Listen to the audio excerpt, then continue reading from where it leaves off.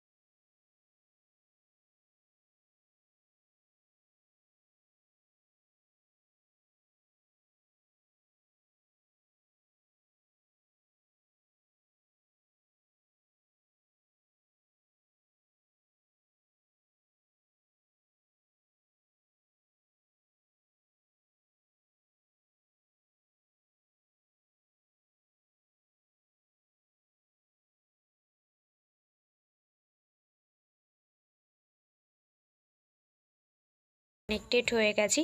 আর যেহেতু এখনকার দিনে তো হিন্দু মেয়ে মুসলিম ছেলে এরকমভাবে বিয়ে হয়ে যাচ্ছে, সেখানে তো বন্ধুবান্ধবের সম্পর্ক কোনো ব্যাপারই না। আর আমরা এই যে দুই সম্প্রদায় এত সুন্দর ভালো বন্ডিংয়ে আছি, তোমাদেরকে কি বলবো। সত্যি কথা বলতে এই হচ্ছে আমার বান্ধবীর হাউস।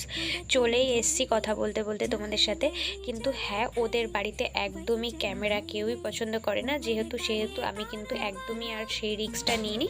সামনের থেকে ওদের বাড়ির ফুটেজ ক্লিপটা তোমাদেরকে দেখিয়ে দিলাম। আর বান্ধবী যেহেতু ওই সম্প্রদায়ের মধ্যেই পড়ছে, ওদের বাড়ির থেকে সেরকমভাবে সোশ্যাল মিডিয়ার মধ্যে অ্যাক্টিভ থাকাটা ওরা কেউ পছন্দ করে না, তাই বান্ধবীর কিন্তু আমি কোনো ফটো ক্লিপ বা কোনো ফুটেজ ক্লিপ আমি নিইনি। আর এটা হচ্ছে বান্ধবীদের পৈতৃক ভিটে, মানে পুরনো বাড়িতে চলে এসেছিলাম। আর ওনারা কিন্তু একটু কবিরাজি করেন, সেটাও আমি তোমাদেরকে বলে দিলাম। আর এইটা হচ্ছে বান্ধবীদের আগের বাড়ি ছিল, দেন এখন হচ্ছে নতুন ওই বাড়িটা করেছে, তোমাদেরকে যেটা আগেই আমি দেখিয়ে দিলাম। আর এখানে রয়েছেন ওনার বাবা, ওনার ঠাকুরদাদা দুজনেই আছেন। তো এখানের আর কোনো ফুটেজ ক্লিপ তোমাদের সাথে দেখাতে পারবো না, কারণ এটা খুবই বাজে হবে, ওনারা চান না। তারপরেও যদি আমি এরকমভাবে লুকিয়ে চুরিয়ে করি সেটা একদমই ঠিক দেখায় না। যাই হোক, ওখান থেকে কথাবার্তা সেরে এখন কিন্তু একদমই মুডটা অফ হয়ে গেছে, আর আমরা বেরিয়ে পড়েছিলাম বাড়ির উদ্দেশ্যে। কারণ কি, বান্ধবীর সাথে সেই সকালে গেছি, আর এখন ইভিনিংয়ে এতটা সময় একসাথে কাটানোর পর যখন বাড়িতে ফেরা হয় তখন কতটা খারাপ লাগে তোমরা কম বেশি সবাই বুঝতে পারো। আর সত্যি কথা বলতে ও তো আমার ছোট্টবেলার বান্ধবী, আর তেমন সেভাবে এখন কোনোভাবেই দেখা সাক্ষাৎ হয় না।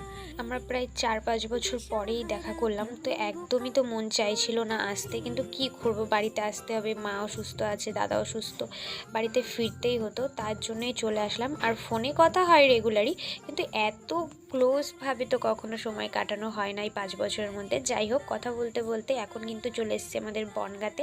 আর বনগাঁয় এটা হচ্ছে আমাদের জেল, আর সামনেই দেখো আমার ক্রাশ। ও মাই গড, সত্যি কথা বলতে পুলিশ অফিসারদের আমি এতটাও পছন্দ করি না যতটা না বিএসএফ আর আর্মিকে পছন্দ করি। তো সিআরপিএফ, বিএসএফ, আর্মি এগুলো আমার কাছে একদম ভীষণ অন্তর অ্যাটাচ অন্তরের সাথে। এগুলোকে দেখলে আমি পুরো ফিদা হয়ে যাই, মানে এই সমস্ত ধরনের পুলিশগুলোকে দেখলে আমার তো মুখে কথাই থাকে না। তো যাই হোক, আমি একটুখানি টুইং করে কিন্তু লুকিয়ে চুরি ভিডিওটা করে নিয়েছিলাম তোমাদের সামনে এই ফুটেজ ক্লিপটা শেয়ার করার জন্য। তো প্রায় চলে এসেছি বনগাঁতে, এবার হচ্ছে অটোয় উঠবো, দেন তারপরে বাড়ির উদ্দেশ্যে রওনা দেবো। আর এইটা কিন্তু আমাদের কোর্ট, বনগাঁর কোর্ট। তোমরা যারা বনগাঁতে বাড়ি কম বেশি সবাই জানো, আর যারা অন্য অন্য জায়গা থেকে দেখছো তাদের তো দেখেই নিলে আমাদের বনগাঁর কোর্ট, আর ওপাশে আছে কিন্তু আমাদের থানা। আর এই যে কোর্টের মধ্যে দিয়ে হেঁটেই চলে যাচ্ছিলাম টুইটিং করে। তো চলো এবার আমার ভোলে বাবার একটু দর্শন করে নাও।